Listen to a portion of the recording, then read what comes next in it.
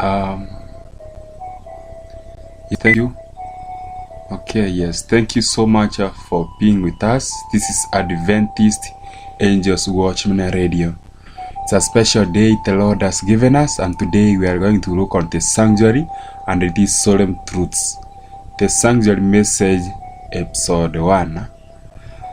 So we want to understand the message concerning the sanctuary. The sanctuary message, it is the plan of God which He has set before us in this world. So Ellen G. White tells us in the letter 208 of 1906, paragraph 2, she says that the correct understanding of the ministerio in the heavenly sanctuary, what Jesus Christ is doing in heaven, is the foundation of our faith as Seventh-day Adventist Church. Nothing is to be let to disturb the sanctuary message, which was the foundation of the Advent movement. In this movement, the sanctuary message came with the three angels' messages. This formed the platform of truth upon which we have been building since then. So nothing is to disturb these messages. The sanctuary message, together with the three angels' messages, they go hand in hand. An heavenly pattern. The sanctuary that Moses was told to build was after the heavenly pattern. That which Solomon built was also after a pattern shown David by the Holy Spirit. This means that there is a heavenly sanctuary. So the purpose of building the sanctuary was that God could dwell with us. You can read that in Exodus 25 verses 8. So for God to dwell with us, we must be reconciled to Him, to be without sin. The purpose of the sanctuary is to reconcile us back to God, to true worship. It teaches the plan of redemption ever from the beginning. The sections of the sanctuary. The sanctuary is divided into three sections. The first one is the outer court. The outer court is containing things like the brazen altar and the brazen laver for the priest washing. And also, so it has the brazen altar and the brazen laver. The second part is known as the holy place. The holy place is containing the golden table of shewbread. It also contains the golden lamp, stand with 7 lamps and candles, or you can call them lamps or candles. And also it has the golden altar of continual incense. We have also the third section known as the most holy place. The most holy place is actually contained the Ark of the Covenant, on top of which were 2 cherubims or angels, and between them the mercy seat. Between them is the mercy seat. So in the side of the ark was the book of the law, and in the ark was the 2 tables of stone of the 10 commandments. And also we have the pot of manna and Aaron's rod that budded. So we are going to look on the experience of this message about the sanctuary. These things have been reported here from 1 and even to 9. So the first one, as it goes with that sequence. Number 4 is the candlesticks, and you can follow the sequence and understand how it goes.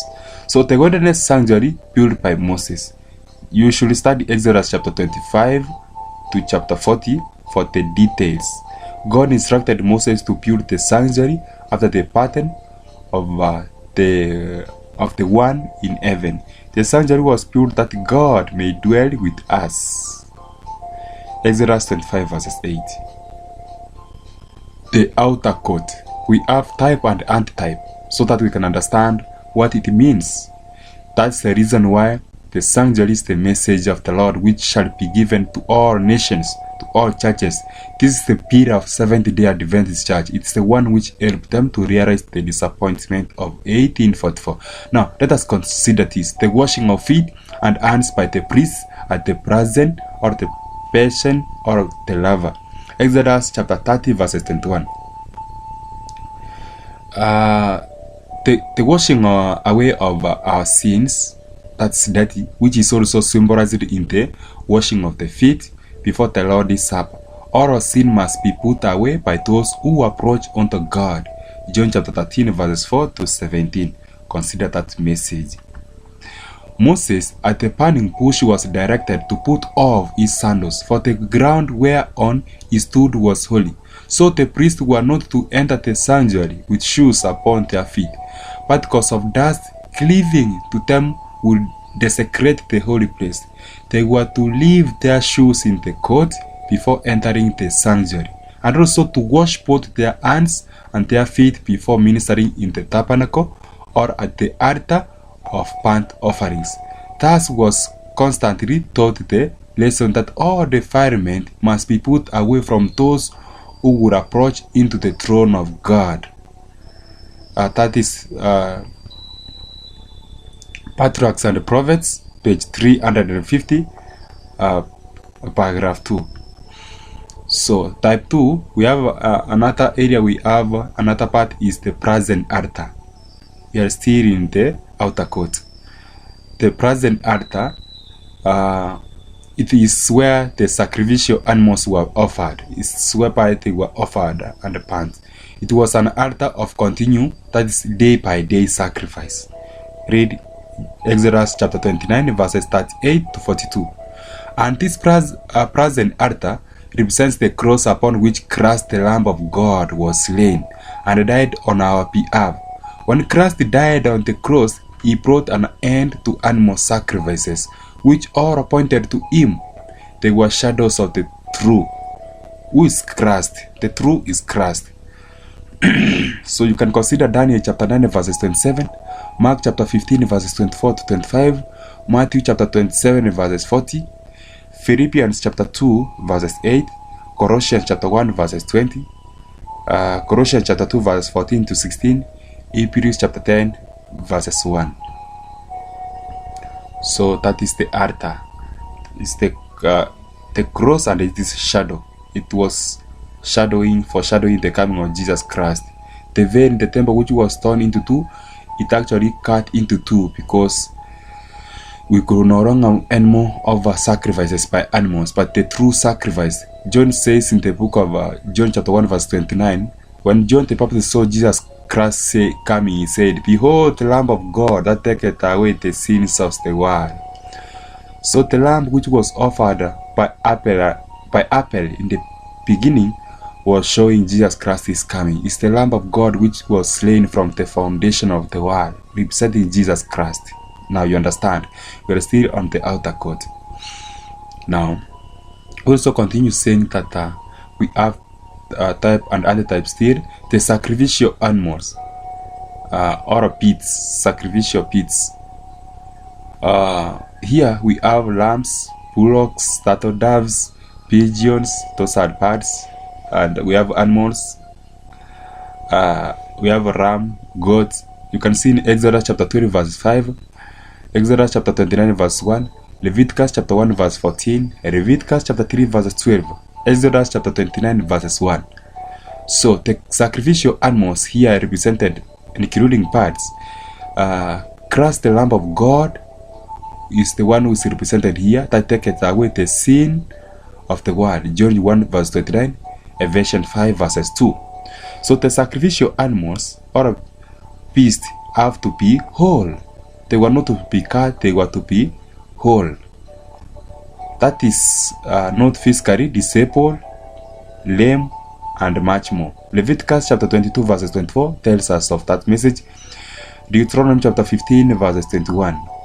Malachi chapter 1 verses 8 to 13. You understand the message which Jesus Christ, also God told Abraham that those animal sacrifices was, or those parts they were to be whole. So Christ the Lamb of God was without blemish or a spot of sin in his character. That's why God did not want any lame person to enter the sanctuary. It was foreshadowing the coming of Jesus Christ. 1 Peter chapter 1 verses 19. 1 Peter chapter 2 verses 21 and 22. Hebrews chapter 9 verses 14. Only clean animals were to be offered as sacrifices. Consider Genesis chapter 8 verses 20, Isaiah chapter 66 verses 3. Only clean animals were to be offered as sacrifices. You can see from Leviticus chapter 11, Isaiah chapter 66 verses 15 to 17, 1 Corinthians chapter 3 verse 16 and 17. So we are not to pollute the temple of the Holy Spirit with unclean foods. The salting of the sacrifices. The salting of the sacrifice. Leviticus chapter 2 verses 13. In Numbers chapter 18 verses 19.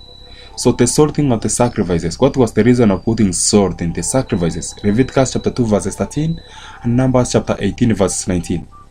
We must have the righteousness of Christ in us. We must be filled with the Holy Spirit. We are the salt of the world. Mark chapter 9 verses 49. Romans chapter 8 verses 9. The whole fire on the present altar. The fire that will proceed from the throne of God and consume here on earth all unrepentant sinners who will have refused the sacrificial death of Christ on their behalf. That's Revelation chapter 20 verse 9, representing the last days after the millennium in heaven. So the burning of the fat on the present altar as a sweet savor unto the Lord. So the burning of the fat on the present altar as a sweet savor unto the Lord. What does it represent? Consider Leviticus chapter 3 verses 14 to 17. It represents the destruction of sin by Christ's righteousness, which is the sweet savor unto God. Ephesians chapter 5 verses 2.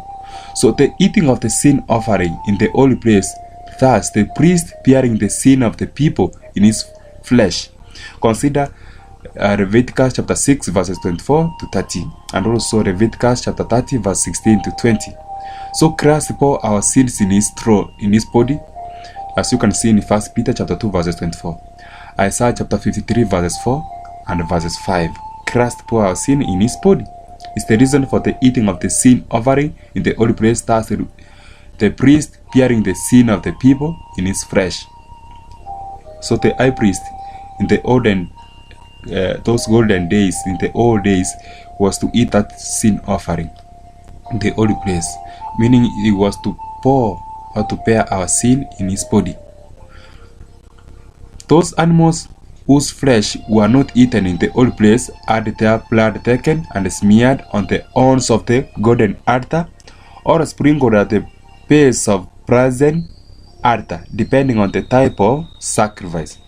You can consider Leviticus chapter 10 verse 16 to 20, Hebrews chapter 13 verse 11 to 13, Leviticus chapter 1 verses 5 and verses 11, Leviticus chapter 4 verse 16 to 18.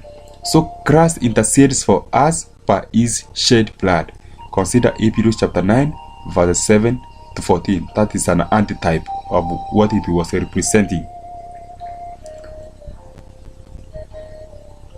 Now we go to the holy place. That is the second part of the sanctuary. The holy place.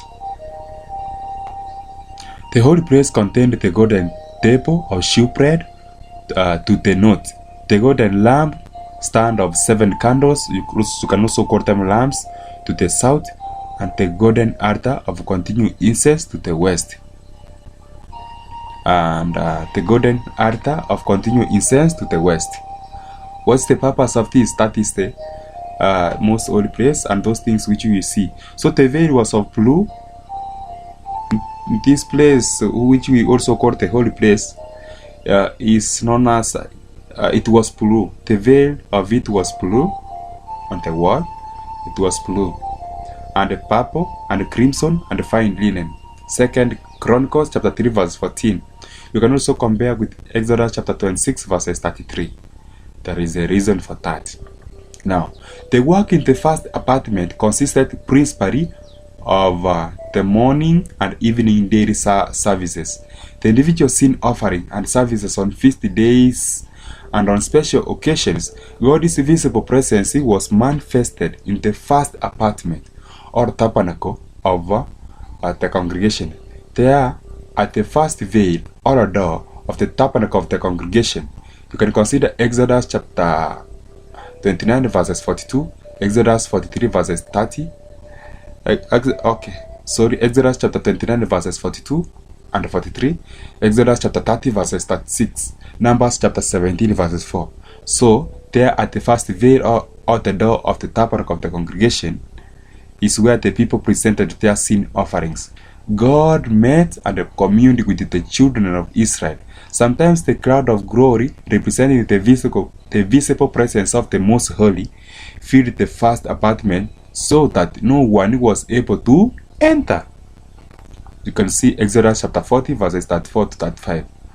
1 Kings chapter 8 verses 10.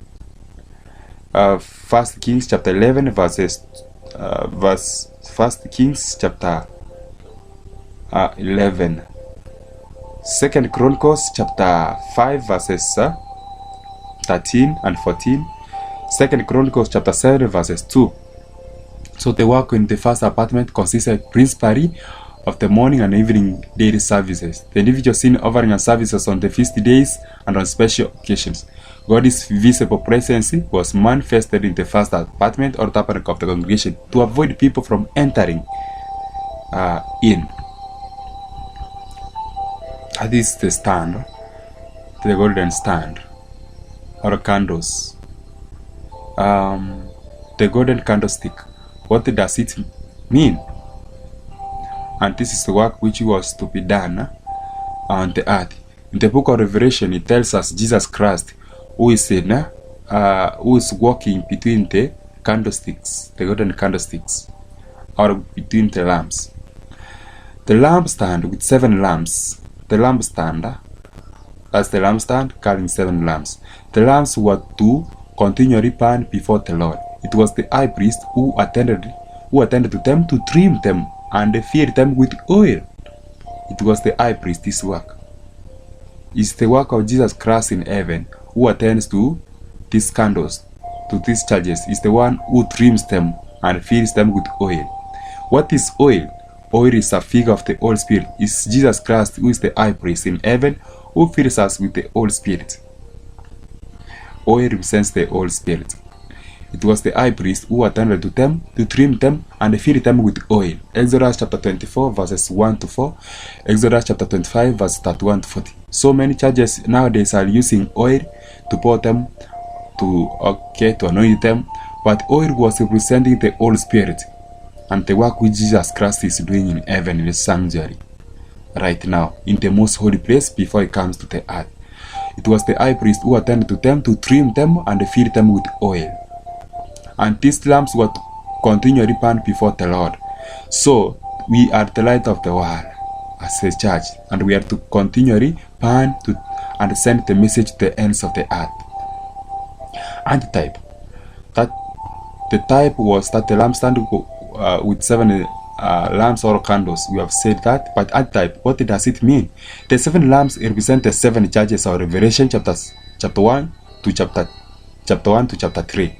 There is no age in the earth's history when God has not had a church that served him. It is Christ our high priest that John sees walking among the 7 candles in the heavenly sanctuary. Jesus Christ said, "Behold, I will be with you unto the end of the age." He promised in the book of Matthew chapter 28 verses 18 to 20. He promised that he was to be with us unto the end of the age. Only Christ can trim his church, fill it with the Holy Spirit, and keep it burning day and night. Without me, Jesus Christ said, you can do nothing. He is the true and faithful witness who knows all our works. Christ, in explaining to John the meaning of what he had said, he said, the 7 candlesticks which thou sawest are the 7 churches. Revelation chapter 1 verses 12 to 20. So the church of Christ is the candlestick to hold up the light in the midst of moral darkness, because the book of Isaiah chapter 60 verses 1 and 2, it says that there is moral darkness, there is a darkness in the earth. So the Savior says, you are the light of the world. And he said also, he said that the Spirit of the Lord is said to be the eyes of the Lord, which run to and fro throughout the whole earth, strongly to hold with them whose heart is perfect towards him. 2 Chronicles chapter 16 verse 9. brought from the margin. The lamps in the earthly sanctuary were to burn continually. Leviticus chapter 24 verses 2. So the Christian is ever to let the Spirit of God rule in his life, and thus shed its light abroad in this moral darkness upon the world. When people go this way, which is against God, be the light to the world. Type, antitype. Let us continue. In Exodus chapter 29 verses 42 to 43, the visible presence of God was manifested in the first apartment of the earthly sanctuary.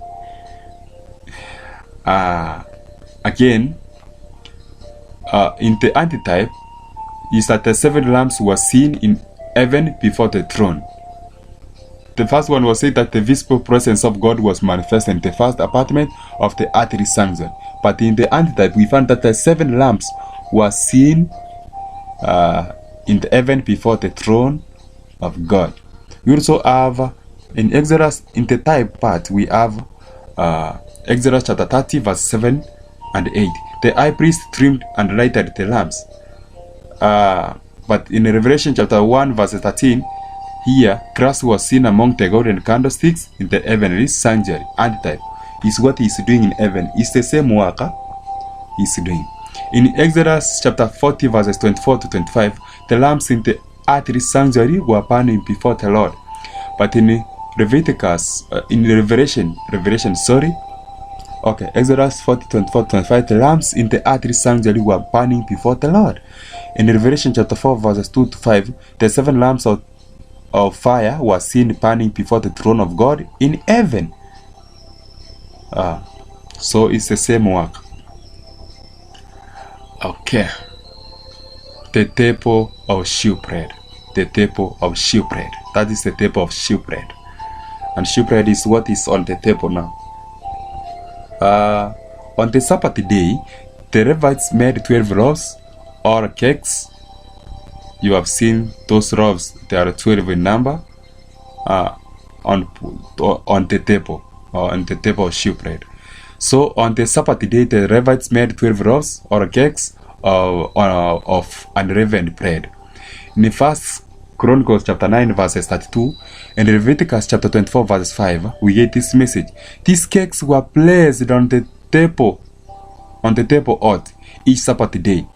In Leviticus chapter 24 verses 8, in 1 Samuel chapter 21 verses 3 to 6, in Matthew chapter 12 verse 3 to 4, you get the same message. And the cakes were placed on the table hot. On the Sabbath day, the Levites made 12 loaves or cakes of unleavened bread, and arranged in 2 rows, or piles, or in 6 in a row, with pure frankincense on each row. Leviticus chapter 24 verse 6 to 7. So during the entire week, the bread lay on the table.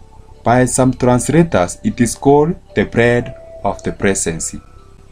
Let us call it the bread, or they made these cakes or unleavened bread. But here, some translators said it is called the bread of the presence. So at the end of the week, it was removed and eaten by the priests. Leviticus chapter 24 verse 9. You get the same message. This, like all other types of the sanctuary service, made its fulfillment in Christ. He is the true bread. He said, I am the living bread which came down from heaven. If any man eat of this bread, he shall live forever. And the bread that I will give is my flesh. Then he added, except you eat the flesh of the Son of Man, you have no life in you. John chapter 6 verse 51 to 53. So it lay on the table for 1 week. And for 1 week. But the Bible says in the book of Daniel chapter 9 verses 24 to 27, that this same Jesus Christ remained in Israel for 1 week. But in the midst it was cut over. It was representing exactly prophecy as it was said, the shadows, type and antitype. So even the disciples could not comprehend Christ's words, and they murmured. So there is no more appropriate time to let God speak to our own souls through His word than on the Sabbath day. When we lay aside our worldly cares, as they took the bread and eat it on the seventh day, there is no more appropriate time to let God speak to our own souls through His word than on the Sabbath day. When we lay aside our worldly cares and business and take time to study the Holy Word and let it come into our innermost heart until we hear God speak to us, not to another. So the priests were not only to set the hot bread upon the table on the Sabbath day, but later that same bread was to be eaten and become a part of their very being. God designed that His people should each Sabbath day gain a fresh experience in divine things, which will make them better fitted to meet the temptations of the week. The soul that never gains a deeper experience on the Sabbath than on another day fails to keep the Sabbath as God would have him. See Ezekiel chapter 20 verses 12. Ezekiel 20 verses 12. So we continue to type and antitype. So the lamp stand with 7 lamps or candles. What does it stand for? The lamp stand with 7 lamps or candles. The lamps were to continually burn before the Lord. It was the high priest who attended to them to trim them and fill them with oil. Exodus 24 verses 1 to 4. Exodus 25 verses 31 to 40. So the 7 lamps represented the 7 churches of Revelation chapter 1 to 3. There is no age in this artist's history, as we said, when God has not had a church that served him. It is Christ our high priest that John sees walking among the 7 candles in the heavenly sanctuary. Only Christ can trim his church, fill it with the Holy Spirit, and keep it burning day and night. He is a true and faithful witness who knows all our works. From a quote from Ellen G. White, we have here in Acts of the Apostles, page 585, paragraph 3, she says, the names of the 7 churches are symbolic of the church in different periods of the Christian era. Exactly. The number 7 indicates the completeness and is symbolic of the fact that the messages extend to the end of time, to the end of the age. While the symbols used reveal the condition of the church at different periods in the history of the world. So the number 7 indicates completeness and is symbolic of the fact that the messages will extend to the end of time. That's the reason for the 3 angels' messages in connection with the sanctuary message. The sanctuary message is the pillar of the Seventh-day Adventist Church, the remnant church of these last days. While the symbols used reveal the condition of the church at different periods in the history of the world. We may have a few minutes of quiet study of the word on the Sabbath day when we hear the Lord speaking to us individually. But if the words are not incorporated into our lives, they give us no abiding strength. As the priest ate the bread prepared the Sabbath before, they assimilated it and thus received strength for daily duties. We continue with the type and antitype. In Exodus chapter 25 verse 30, we get here showbread or showbread. Showbread always before the Lord. So, in antitype, for the showbread always before the Lord, we see in John chapter 6 verse 48, Christ said, I am the bread of life. So the showbread always before the Lord, here is representing Jesus Christ, who is the bread of life, in John chapter 6 verse 48. In Leviticus, in the type, in Leviticus chapter 24 verse 5, there were 12 cakes of the showbread, the number of the tribes of Israel. So there were 12 cakes of the showbread, the number of the 12 tribes of Israel. In 1 Corinthians chapter 10, that is on the antitype, in 1 Corinthians chapter 10 verse 17, in speaking of the church, Paul says, we being many are one bread and one body. We being many, it was representing completeness, the 12 tribes of Israel, representing all over the world, all over the church fraternity. In speaking of the church, Paul says, we being many are one bread and one body. So the 12 cakes of the shewbread represent the number of Israel. The serious days represents us being many as one bread and one body in Christ. So the golden altar or altar of incense was before the veil in the first apartment of the sanctuary. So we have the golden altar or altar of incense, which was before the veil in the first apartment of the sanctuary. Within the crown of gold encircling the top of the altar, oil fire was kept continually or constantly burning. You can see in Exodus chapter 30 verse 8, from which ascended the fragrant smoke of the incense placed upon it every morning and every evening. The perfume pervaded the entire sanctuary and was carried by the priest far beyond the precincts of the court. So within the crown of gold encircling the top of the altar, oil fire was kept constantly burning, from which ascended the fragrant smoke of incense placed upon it every morning and every evening. That's it should be like prayers. The perfume pervaded the entire sanctuary and was carried by the priest far beyond the presence of the court unto heaven. Okay, the altar and the fragrant incense in the earthly sanctuary were an example of the work our great high priest is performing for us in heaven. Prayers are interceding for us. Our minds should often dwell upon the work of Christ in the heavenly sanctuary. Consider Hebrews chapter 3 verse 1 and Hebrews chapter 8 verse 5 says what Jesus is doing as an high priest in heaven.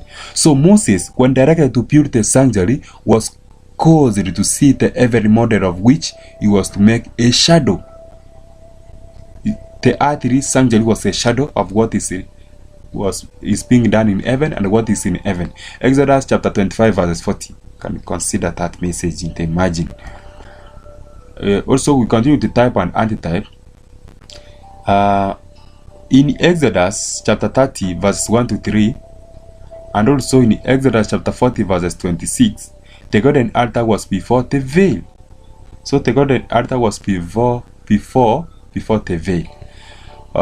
If you consider, you compare with in the antitype part of it, that is the true. In Leviticus chapter 8 verses, in Revelation chapter 8 verses 3, we get a message here that there is a golden altar in heaven before the throne of God. In heaven, therefore, we have the golden altar in heaven before the throne of God. And in Exodus chapter 30 verses 7 and verses 8, incense was burned on the golden altar by the high priest every morning and evening. So, in Exodus, incense was burned on the golden altar by the high priest every morning and evening. So, in Revelation chapter 8 verses 3 to 4, we get that much incense is added to the prayers of all saints, and they then ascend before God. It is done in heaven by our high priest Jesus Christ. Incense was burned on the golden altar by the high priest every morning and every evening. So in every morning, every evening, every time, Jesus Christ is praying for us in heaven. And that is the reason for the sanctuary, getting us to understand what Jesus Christ is doing in heaven right away before he comes very soon to the earth. Exodus chapter 30 verses 9, and also in Leviticus chapter 10 verses 1 to 9, the one who should burn incense with strange fire was to be destroyed. In Exodus chapter 30 verse 9 and Leviticus chapter 10 verse 1 to 9, the one who should burn incense with strange fire was to be destroyed, just like the children of Eli were destroyed. So in Isaiah chapter 64 verse 6, one clothed with his own righteousness will be destroyed. One who is clothed with his own righteousness will be destroyed. So we should be clothed with the righteousness of Jesus Christ. Okay, the most holy place, the last part of the sanctuary. That holy law, before we go there, this is Adventist Angels Watching the Radio. You can find us on Facebook, on Twitter, on YouTube, and also you can support us as wherever possible so that we can together send this message to the ends of the earth. My name is Evangelist King Osiemo. The holy law is the standard by which all will be judged. That law will condemn the guilty, for sin is the transgression of the law. That holy law is the standard by which all will be judged. That law will condemn the guilty. For sin is the transgression of the law. 1 John chapter 3 verse 4. So the same laws which the churches have rejected, the commandments of God, the same law that condemns the sinner will witness to the righteousness of those who, through the faith in Jesus Christ, have tried to walk in harmony with its holy precepts. For the Bible says, walk as Jesus Christ walked. Humbly seeking forgiveness for every transgressions. Romans chapter 3 verse 21. So the cover of the ark was called the mercy seat. The cover of the ark of the covenant was called the mercy seat and was of pure gold. On either end of the mercy seat were cherubim of beaten gold, with their wings stretched forward, covering the ark, and their faces beholding, looking reverently towards the law of God contained therein. So the door to the Holy of Holies opened in heaven. The door to the Holy of Holies was opened in heaven. And that is what happened in 1884, after the death of Jesus Christ. This is what the Adventists were disappointed concerning, because they thought Jesus Christ was coming to the earth, but he was moving from the holy place to the most holy place. The door to the Holy of Holies was opened in heaven. The Holy of Holies is also known as the most holy place. So the high priest only went here only once in a year. Christ has gone into the Holy of Holies once to plead for us, and after that is the judgment at the close of time. You can see in Hebrews chapter 9 verses 25 to 28. So this door was opened in heaven in the year 1844 AD. You can also see in Revelation chapter 11 verse 19. And we are now told to go and proclaim again to the ends of the earth, to all people, to all tongues and nations. We must prophesy again, not in America alone, but now to the end of the world, to every nation, to every tribe and people. When the Antichrist is working very fast to confound the people to deception, we should work very fast and return people to Christ or to God. Very soon he comes to take us home to that new Jerusalem in heaven. The Day of Atonement. Jesus is our high priest, atoning for our sacrifices. The Day of Atonement. In chapter 23 verses 26, and the Lord spake unto Moses, saying, also on the 10th day of this 7th month there shall be a day of atonement. It shall be an holy convocation unto you, and you shall afflict your souls, and offer an offering made by fire unto the Lord. So what we get here on the Day of Atonement, first is the 10th day of this 7th month, another one is the Day of Atonement, another thing is that we should afflict our souls. Repentance. The 10th day of the 7th month was the Day of Atonement. You can see in Leviticus chapter 23 verse 27. This 7th day of the 7th month was regarded as more sacred than any other day in the yearly round of service. It was a ceremonial Sabbath and a fast day. Fasting is required in our time even. In Leviticus chapter 23 verse 30, you get a message. The Israelite who did not afflict his soul upon that day was cut off from among the people. In Leviticus chapter 23 verses 28 to 30, we are living the Day of Atonement, of investigative judgment. The Israelite who did not afflict his soul upon that day was cut off from among the people. You can see in Leviticus chapter 23 verses 28 to 30. So sacred is the day regarded even at the present time, that although the Jews have rejected Christ and few have any regard for the Sabbath, yet when the 10th day of the 7th month comes, no Jew will do any business or work upon that day, even up to now. In the antitype of that service, we confess our sins, and although we cannot see the work in the heaven sanctuary, we know that Christ pleads his blood and mad flesh. That is in Isaiah chapter 49 verses 45 to 46. So the Prince of the Nails, before the Father in our behalf, and we rejoice in the forgiveness of sins. We know that Christ breathes his blood and made flesh, the Prince of the Next, before the Father in our behalf, and an intercessor and high priest, and we rejoice in the forgiveness of sins. So the sins are covered, hid from view. For the Bible says in the book of Psalms chapter 32 verse 1, "Blessed is he whose transgression is forgiven, whose sin is covered."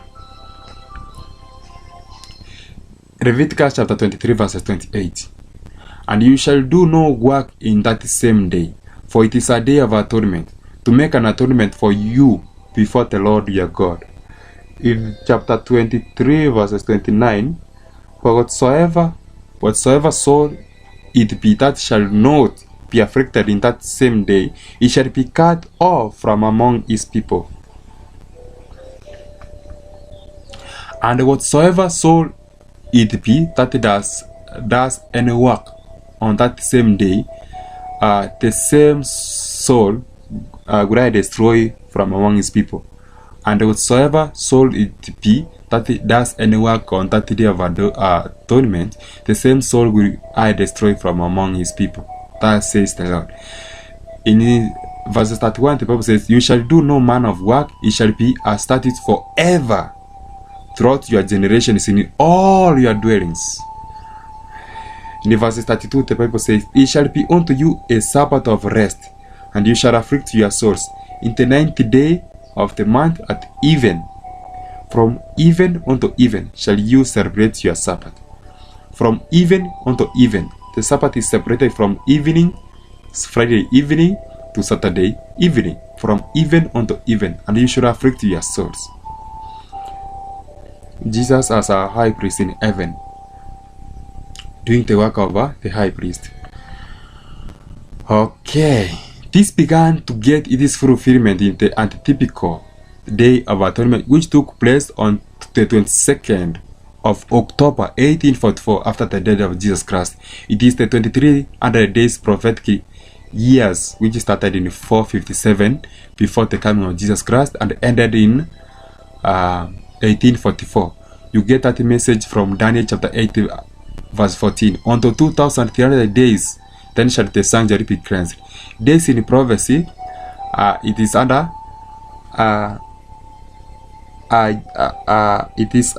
a year, 1,000 years is equated to 1 day.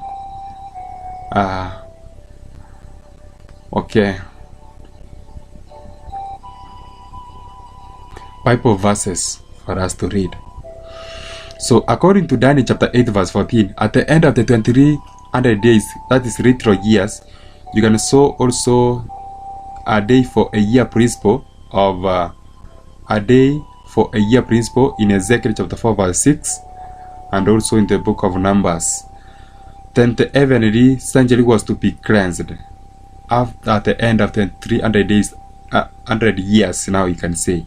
We say, according to Daniel chapter 9 verse 25, this time begins, it is counted down from the going forth of the decree to restore and to rebuild Jerusalem, which decree was given in 457 BC by King Artaxerxes.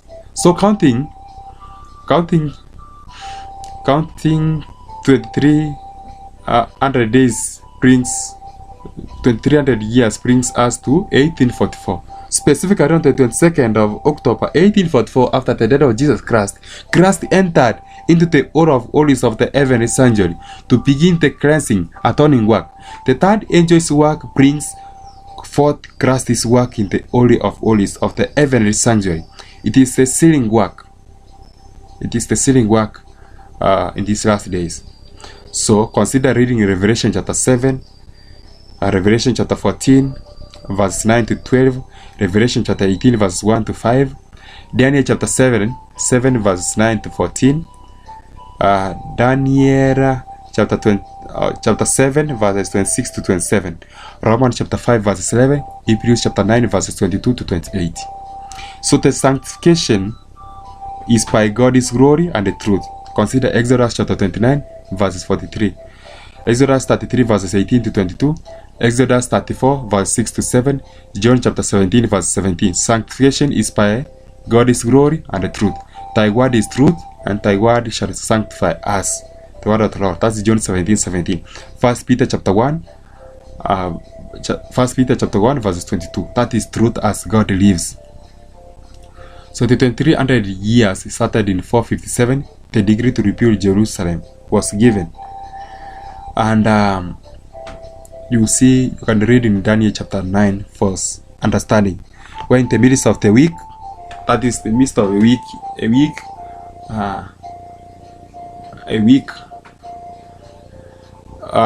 here is equated to 7 years. That is from the biblical point of view. From Peter tells us that 1 week, a year day principle. So you understand this sanctuary message as it goes. Okay, we will not consider this message for now, but understand that the 2300 days how it was running. So, and I said unto me, unto 2300 days then shall the sanctuary be cleansed, as it was cleansed in heaven. Understand that the investigative judgment began in 1844, and the message was taken to the Gentiles. It was cut off in 34 AD after the stoning of Stephen. They rejected the message of Master Jesus Christ. Jesus Christ was crucified in the midst of the week in AD 31, as prophecy was saying.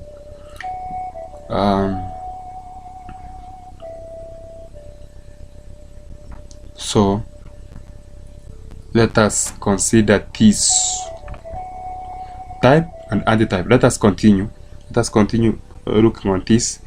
Despite the challenge that this thing is so small, let us see how we can accommodate. In Leviticus chapter 16 verse 29 and verse 30, on the 10th day of the 7th month, the sanctuary was cleansed. We will learn that. On the 10th day of the 7th month, the sanctuary was cleansed.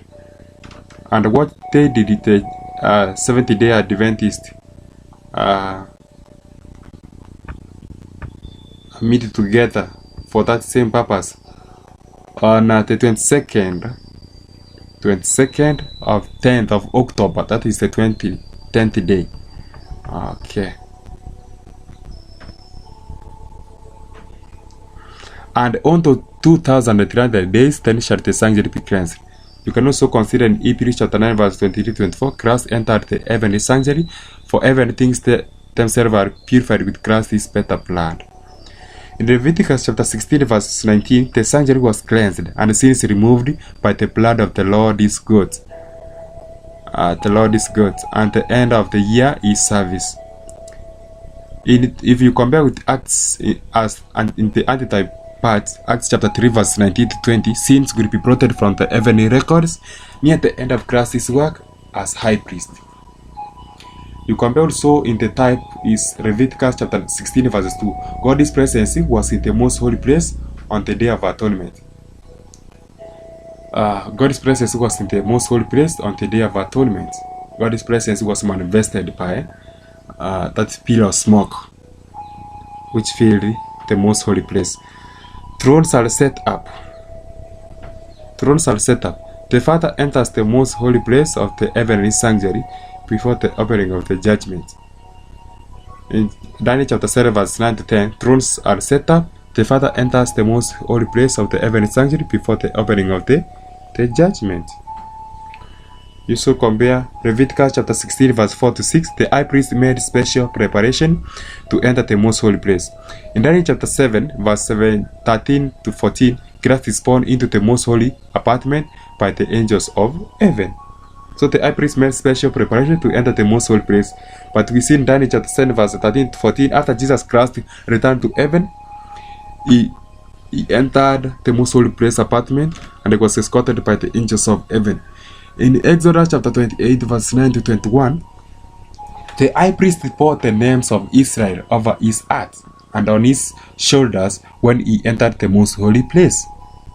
So the high priest was to pour the names of Israel over his heart and on his shoulders when he enters the most holy place. Even our Lord Jesus Christ, when he entered the most holy place or most holy apartment in heaven, Christ knows each name and confesses the names of the overcomers before the Father and the angels. That's Revelation chapter 3 verses 5. In Leviticus chapter 16 verses 20, when the high priest came out of the sanctuary, he had made an end of reconciling. So when Christ comes out of the heavenly sanctuary, he announces the eternal destiny of every soul. Every case must have been decided. The one who is guilty, let him be guilty still. The one who is just, let him be just still. The one who is righteous, let him be righteous still. And the unrighteous shall remain unrighteous still. So, in Leviticus chapter 16 verse 21, the sins were all laid upon the scapegoat. Leviticus chapter 16 verse 22 also continues to say that the goat shall appear the sins into a land not inhabited and a land of separation. So after 1,000 years, after we go to heaven for 30,000 years, when we will not be living on earth, let not the word deceive you that we shall be on earth for a millennium. A millennium we shall be in heaven. No another third temple is to be rebuilt. For here we see that the sins were all laid upon the scapegoat. The scapegoat here is Satan. All the sins were laid upon Satan, and he is the one to blame. And the goat shall bear the sins into a land not inhabited, and a land of separation. The devil shall remain on earth here in a heart desolate, him alone, to think more about what he has done upon the earth, and in renewing the harmony of God. So in Revelation chapter 20 verses 1 to 3, Satan will be left on the desolate earth for 1,000 years. In Leviticus chapter 16 verse 23, the high priest left the robe he wore while officiating in the most holy place in the sanctuary, and put on other garments. In Leviticus chapter 16 verse 23, the high priest left the robe he wore while officiating in the most holy place in the sanctuary, and put other garments. But also we find in the book of Revelation chapter 19 verse 11 to 16, Christ lays aside his priestly robes and comes to the earth as King of Kings and Lord of Lords. In Leviticus chapter 16 verse 27, we also find this another reference here, is that the bodies of the sacrifices were taken without the camp and the pan, and nothing but ashes remained. So the bodies of those who will not repent of the sacrifices were taken without the camp and pan, and nothing but ashes remained. Those the sinners shall be taken out of the kingdom, and they shall be burned. Jesus Christ gives the same message in Matthew chapter 13 verse 41 to 40. There shall be gnashing of teeth. They shall be taken to the lake of fire. Mark chapter 4 verse 1 to 3. Christ will gather out his kingdoms all things that offend and them which do iniquity, and they will be burned in the fires of the last day. The fire was prepared for the devil and the angels, but also because people want to join them in doing evil upon the world, God will allow. Jesus Christ will take this group of people and destroy them. He's coming very soon. Let us be ready indeed. All cases are being decided in heaven. So the high priest on the day of atonement. So what does he do? This represents the investigative judgment, Leviticus chapter 16. So the records of our lives are investigated in heaven. You can see in Daniel chapter 7 verse 9 to 14. So what is happening here? Christ is ministering in the heavenly sanctuary. Let us see what is happening. So the Ark of the Covenant contained the 10 commandments, Aaron's rod that budded, and the golden pot of manna. The manna was typical of Christ, the bread of life that came from heaven. So the Ark of the Covenant contained the 10 commandments. First, it also contained Aaron's rod that budded, and also it contained the golden pot of manna. The manna was typical of Christ, the bread of life that came from heaven. Christ, our advocate before God in the most holy place. What is he doing? The 10 commandments are the foundation of God's government, and obedience to them is the proof that we love God. If you love me, keep my commandments. John chapter 14 verse 15. John chapter 14 verses 21 to 23. So keeping them is the whole duty of man in the plan of redemption. Ecclesiastes chapter 2 verse 13. They are to be kept like the apple of our eyes. Proverbs chapter 7 verse 1 to 3. The order of priesthood is no longer Aaronic, but after the order of Melchizedek. Exodus chapter 20 verses 8. Remember the Sabbath day to keep it holy. Exodus chapter 20 verses 8. So the Sabbath is the sign of the everlasting covenant. The weekly Sabbath is the only thing in the Bible appointed of God by which he identified himself as the sovereign of the universe, and by which those that serve him identify him as their God. Ezekiel chapter 20 verses 12 to verses 20. Mark chapter 2 verses 27 to 28. Malak chapter 3 verses 18. The Ten Commandments, the basis of judgment. The Ten Commandments, the basis of judgment. He who breaks one is guilty of all. James 2 verses 10. The summary of all commandments of God is love. Romans chapter 13 verses 10. Mark chapter 12 verses 28 to 31. All the commandments of God are divided into two. Love. Love your God and love your neighbor. Love your God is the first 4 commandments, and love your neighbor is the last 6 commandments in the Decalogue. So the 10 commandments are covenant duty. Here, the commandments define what sin is, for sin is the transgression of the law. 1 John chapter 3 verse 4. It is because of our transgression of God's law that we become sinners and are condemned to die under the law. But Christ delivered us from the condemnation of the law. Galatians chapter 3 verses 13. Every person's choices now, and we must choose whom to serve. God expected his ancient people to serve him faithfully every day in the year, and he accepted their services. But when the day of atonement came, there were special requirements enjoined upon them during that day, which if they failed to observe, they were cut off from the people of Israel. God expects the antitypical congregation on earth to fulfill their part of the antitype just as faithfully as Christ, our high priest, fulfills his part in the heavens.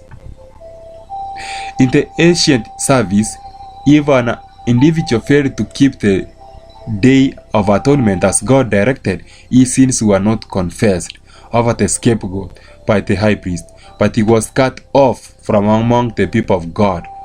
Leviticus chapter 23 verses 28 to 30.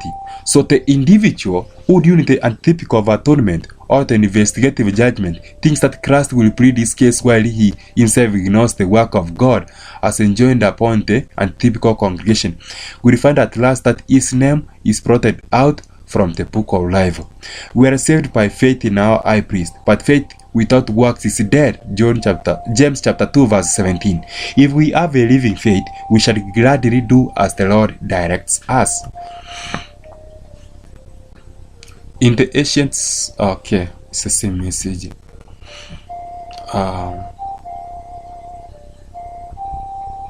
For things were required of each individual member of ancient Israel on the Day of Atonement, the 24-hour period in which the typical work of atonement was performed, and which was an example and a shadow of the real work.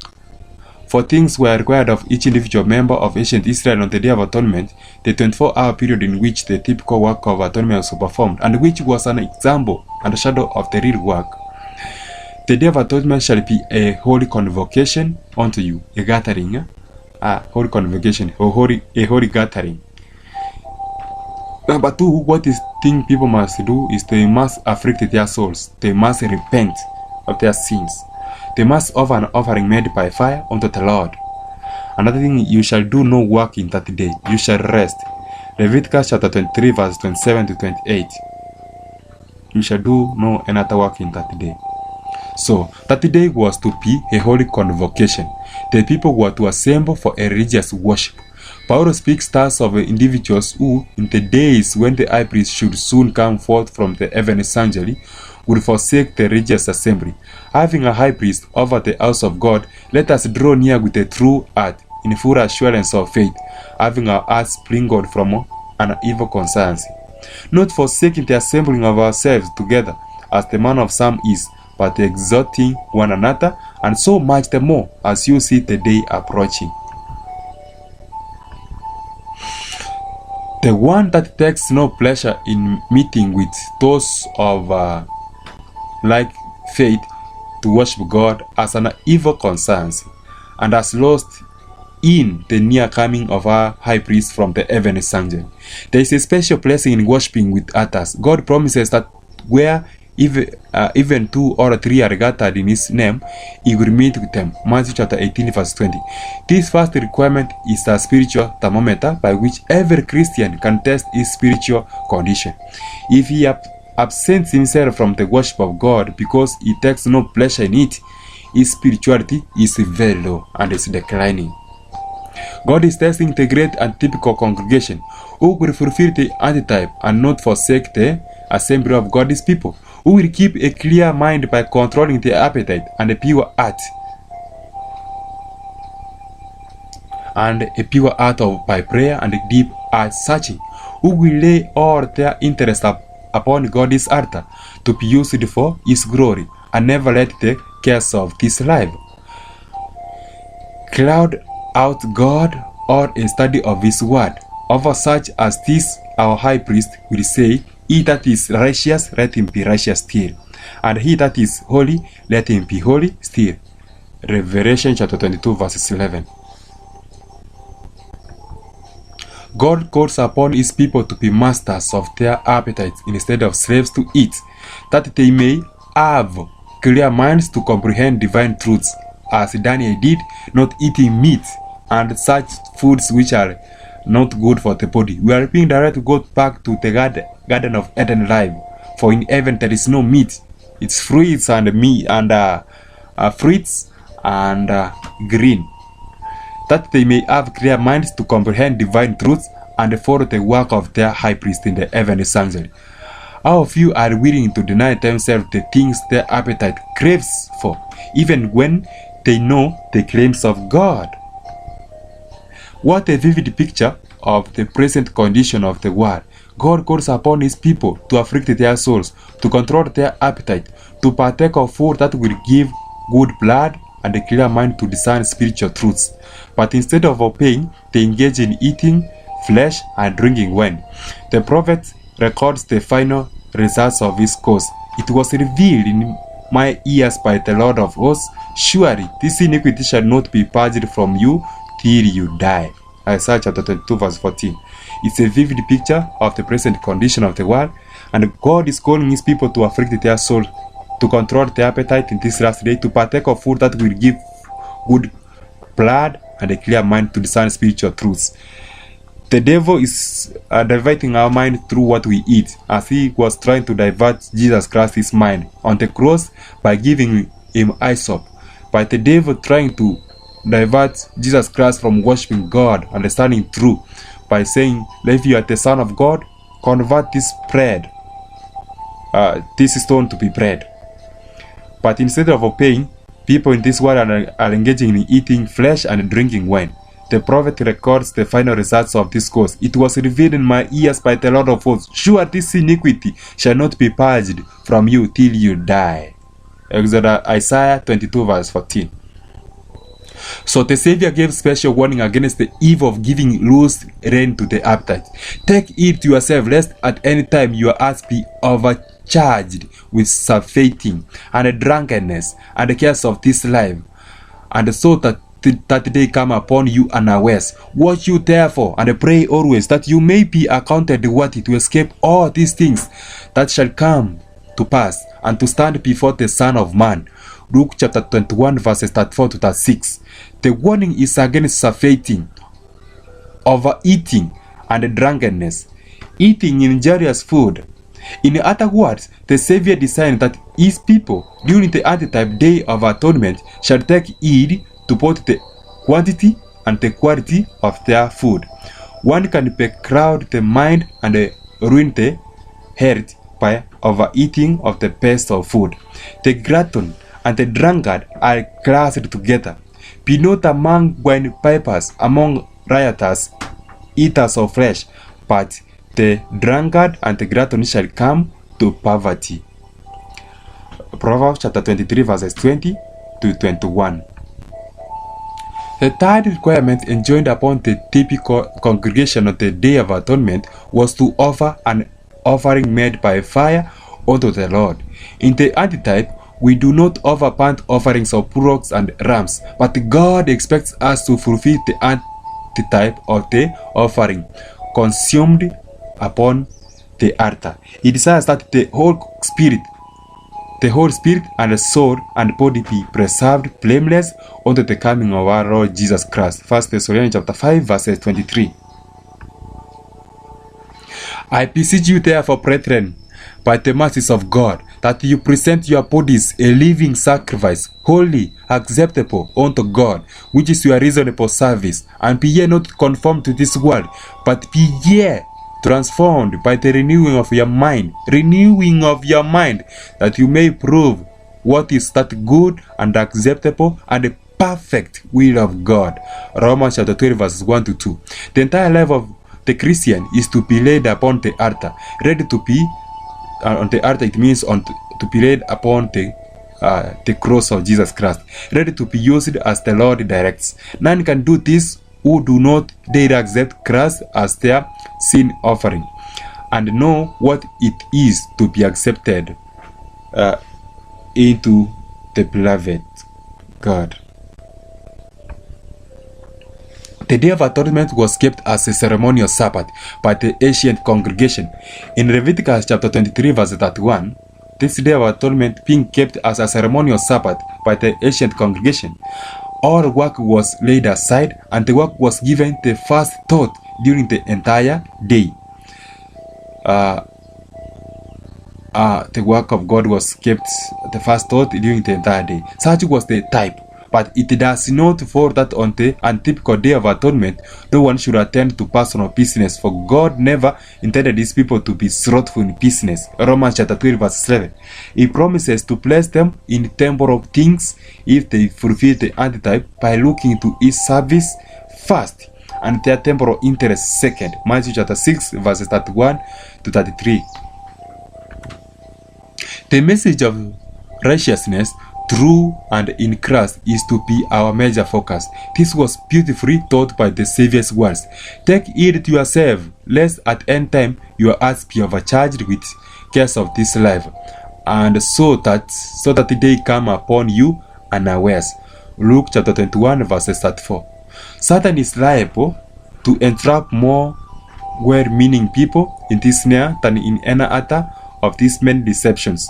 They have no time to study God's word and pray, until for lack of spiritual food and communion with God, they become so weak spiritually that they accept the doubts and unbelief.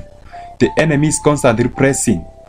When the time comes that they think they do have time to study their Bibles, they find they have lost all relish for God's word by watching movies, by vision books.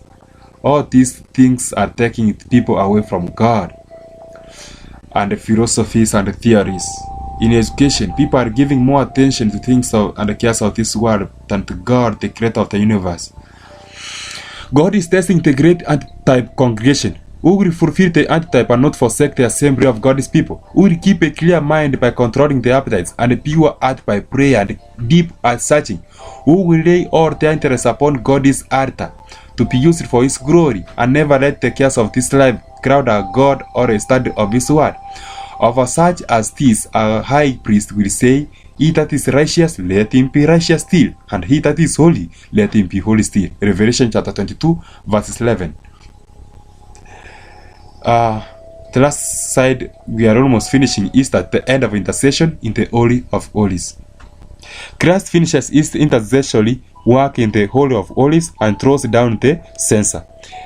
The just are to remain just, and the filthy to remain filthy too. No more prayers are accepted on behalf of the wicked. There is no intercessor. Revelation chapter 22 verse 11. Isaiah chapter 59 verse 16. The word of the Lord says, and he saw that there was no man, and I wondered that there was no intercessor. Therefore his arm brought salvation unto him, and his righteousness it sustained him. Then Christ comes the second time. after that, immediately after that. Christ sitting on the white cloud is coming the second time after he finishes intercession. He comes. Revelation chapter 14 verses 14 to 20. Christ riding on the white horse. You also see the message of Revelation chapter 19 verse 11 to 16. For he comes very soon. The King of Kings and Lord of Lords. Lord of Lords. And what then will happen? Then the lost will weep and mourn. Jeremiah chapter 8 verse 20. The harvest is past, the summer is ended, and we are not saved. God has planted the seed in this world, and is coming to harvest in this season. This is the time. Very soon he comes to harvest his people. Are you ready? Revelation chapter 6 verse 14 to 17. Thank you so much for being with us. May God bless you. May God guide you in this particular moment. May God guide you and help you as we comprehend these messages for our time.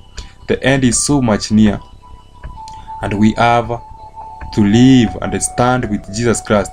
We have to be faithful and stand so firmly. May God bless you so much. May the peace of our Lord Jesus be with you. This is Adventist Angels Watchman Radio. Find us on Facebook, on Twitter, on YouTube. And also you can find our radio app, Adventist Angels Watchman Radio. And also you can support us through our email number. And our email, it is yourcityking@gmail.com. That is our PayPal number. Please support us and also pray for us as we are doing this ministry. Please share this word to all people, to all nations, tribes, and everyone, young and small, to get to understand this message. Peace be with you. Maranatha.